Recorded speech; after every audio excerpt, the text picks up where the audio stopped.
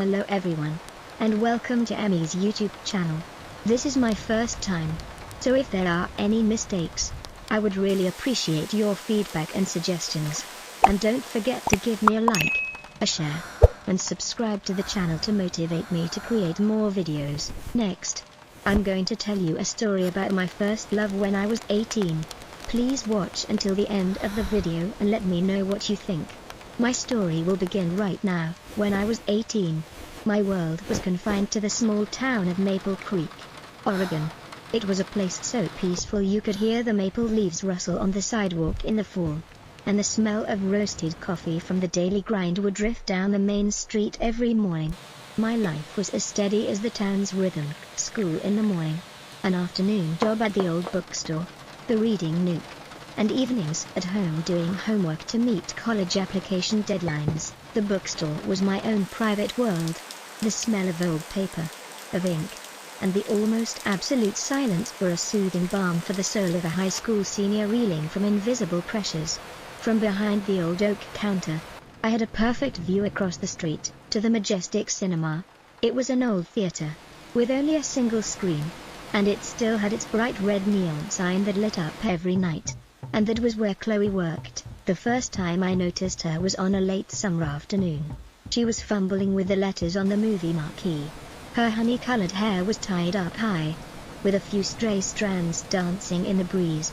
She was wearing a t-shirt for the band The Smiths and faded jeans.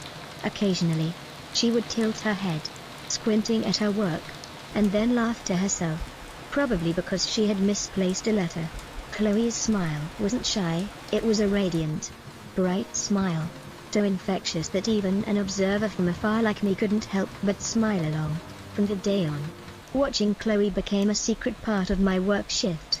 I knew she usually arrived 15 minutes early, always with a bubble tea in her hand.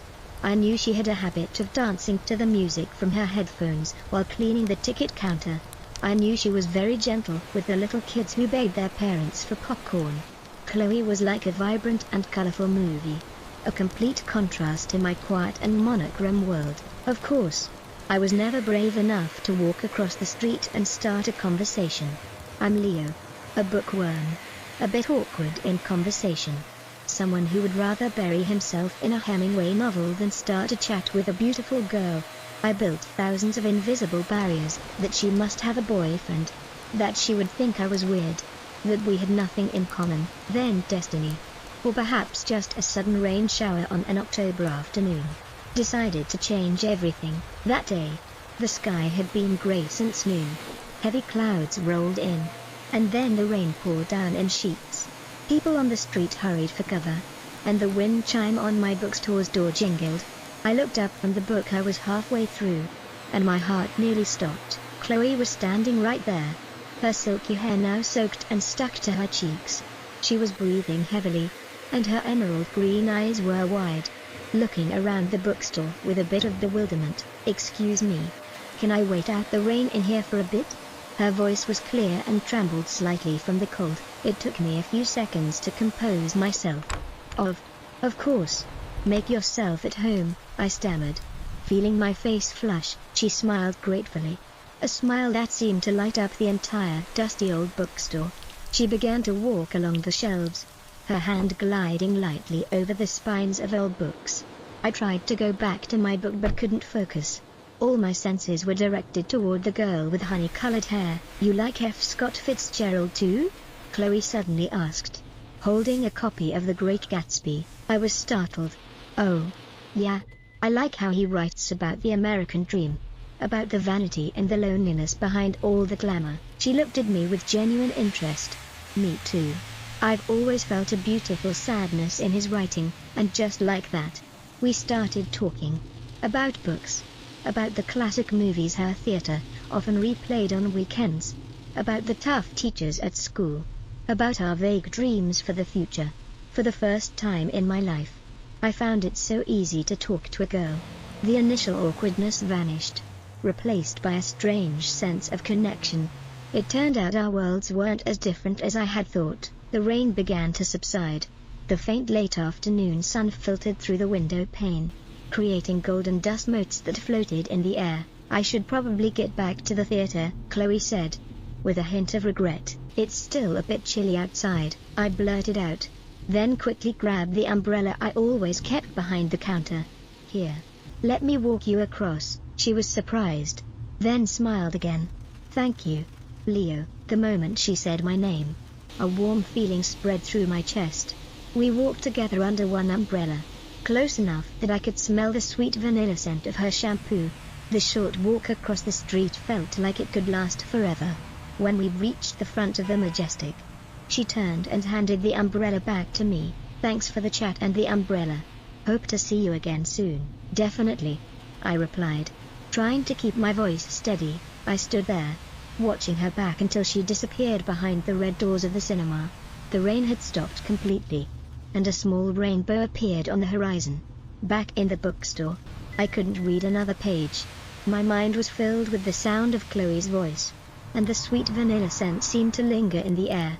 At 18, I knew that rainy October afternoon would be a memory I would never forget. After that faithful rainstorm, the invisible wall between the bookstore and the cinema seemed to crumble. Distant nods were replaced by brief but meaningful conversations. I started to coincidentally time my breaks to match Chloe's. We would sit together on the old park bench between the two streets, holding hot coffees from the daily grind. Our conversations were like exploring a new land. I told Chloe about my dream of becoming a writer, about the worlds I built in my head, and she, with sparkling eyes, told me about her passion for painting, about how she saw color in things others considered mundane. Chloe said she wanted to go to New York, to study at the Pratt Institute, to live fully among her colors. For the first time, I shared my deepest thoughts with someone without fear of judgment, and Chloe did the same. We were like two puzzle pieces that found each other, fitting together in a strange, perfect way. My courage seemed to grow with each passing day. One Friday afternoon, while helping Chloe clean up some old movie posters, I gathered all my nerve and said something I had rehearsed in my head 100 times. Tomorrow night, the theater is replaying Casablanca. Would you want to watch it with me? I mean, as an audience member. Of course, I said in a rush, my heart pounding in my chest. Chloe stopped what she was doing and turned to look at me. A playful smile appeared on her lips. Are you asking me to watch a movie at the very place I work, Leo? My face turned bright red. Well, it sounds a bit silly, but I'd love to. She cut in, her laugh as clear as crystal. But on one condition. Anything, I replied eagerly. You have to buy me popcorn, the kind with extra butter. That night, I felt like the happiest person in Maple Creek. Our first date took place right there at the Majestic. Even though I had seen the movie a dozen times, sitting next to Chloe in the dark, our fingers occasionally brushing as we reached for popcorn, was a completely different experience. I could hardly focus on the classic love story on screen because my mind was completely captivated by the girl beside me. Her light perfume, the sound of her giggling at a witty line, the way she discreetly wiped a tear at the end. I captured it all in my mind, engraving it as a precious memory. After the movie, we went to Rosie's Diner, a classic American diner with red leather booths and a jukebox at every table. We sat across from each other, sharing an order of fries and a strawberry milkshake.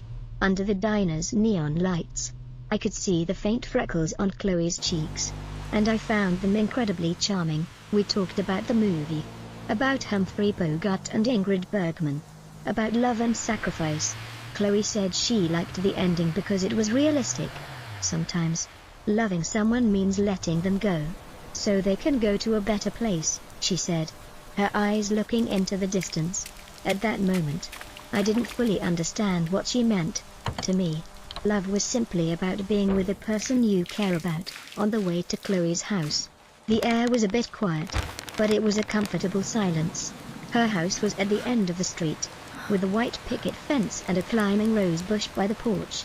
When we got to her door, I hesitated, not knowing what to say next. Thank you for tonight, Leo. I had a lot of fun, Chloe said, breaking the silence. Me too, I replied, smiling. We stood there looking at each other for a moment. The yellow porch light shone down, making Chloe's hair glow like silk. And then, I don't know who moved first. We slowly leaned in. I could feel her warm breath. I gently placed a kiss on her lips. It was a very light, very innocent and pure kiss, but it made my whole world spin. It tasted sweet like strawberry milkshake and salty like popcorn. It was my first kiss, and it was perfect. When I pulled away, Chloe's cheeks were flushed. She didn't say anything, just smiled gently, opened the door, and quickly went inside. I stood there, stunned, for a long time before turning to leave. On the way home, I was practically skipping. The first melodies of love were playing in my heart, a sweet and gentle tune. At 18, I knew what love felt like. It tasted like a strawberry milkshake and felt like floating on clouds. The last few months of senior year passed like a dream. My relationship with Chloe grew stronger. My world was no longer confined to the bookstore. It had expanded to include the cinema, Rosie's diner, and the rose bush on Chloe's porch. We went through all the important milestones of being 18 together. We stayed up late studying for final exams, anxiously opened acceptance letters from colleges, and danced together at senior prom. I still remember prom night vividly. Chloe wore a sky blue dress. She looked as beautiful as a princess. I, in my slightly oversized rented suit, fumbled to pin a small flower onto her wrist. That night, under the sparkling lights of the decorated gym, we danced, we laughed, and we made promises to each other about a future that included both of us. No matter where we go, we'll still be together, I whispered in her ear, and Chloe nodded, squeezing my hand tightly. But life isn't always a sweet love song. Reality knocked one day in May. When the final decision letters from colleges arrived, I was accepted into the University of California, Berkeley, for English literature. It was my dream. And Chloe, she received a full scholarship to the Pratt Institute in Brooklyn, New York. It was the only place she wanted to go. California and New York, two coasts of America, a distance of nearly 3,000 miles. The overwhelming joy of getting into our dream schools was quickly replaced by a quiet sorrow. We sat by the lake in the park where we had our first dates. No one said a word. I tossed small pebbles into the water, watching them create ripples that expanded and then disappeared. We'll try long distance, won't we? Chloe spoke first, her voice trembling slightly. Of course, I answered firmly, taking her hand. It's only 4 years. We'll call every day. We'll write letters. I'll fly to visit you during the holidays, and you'll come back here in the summer. We made a perfect plan for a long-distance relationship. We believed in our love, believed it was strong enough to overcome any geographical distance. But deep down, we both felt an invisible fear. The fear of change, of new people, of new experiences that we would have to face alone. That summer was both the happiest and saddest of my life. We tried to cherish every single moment together. We drove along the Oregon coast with the windows down, letting the sea breeze in, singing along to songs on the radio. We went camping, stargazed together, and talked about the future. We spent time at the bookstore and the cinema, the places where our story began. We tried to create as many beautiful memories as we could, as if to stock up for the long days of separation ahead. Then the day came when I had to take Chloe to the airport. It was a late August day. The sky was clear and sunny, but my heart felt as heavy as a storm cloud. During the entire drive to Portland, we didn't say much. I held her hand tightly, trying to memorize its warmth. As we stood at the security gate, we knew it was time to say goodbye. Chloe looked at me, her emerald green eyes brimming with tears. Don't forget me, Leo, she said. Never, I replied, my voice hoarse. You have to paint a lot, and tell me all about New York. I hugged her tightly, taking a deep breath of her familiar vanilla scent. We didn't say goodbye, but see you later. But we both knew that see you later was filled with so much uncertainty. I stood there, watching her back until she blended into the crowd. The plane took off, carrying my first love, carrying a piece of my heart, toward the East Coast. Driving back to Maple Creek alone, the empty passenger seat beside me made me feel strangely lonely. That's how my first love at 18 ended. It didn't have a tragic ending. No betrayal or arguments. It was simply separated by distance and the different paths our lives took. We tried long distance, but the calls became less frequent, the letters fewer. New lives, new friends, new pressures pulled us in different directions. Gradually, we became beautiful memories in each other's lives. Sometimes, I still wonder how Chloe is doing now. Did she become the talented artist she always dreamed of being?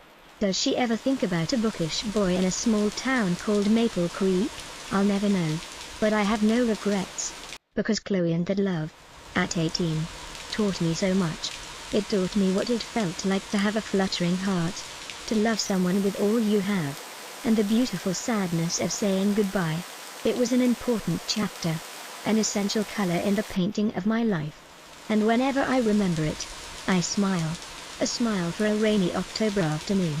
For a kiss.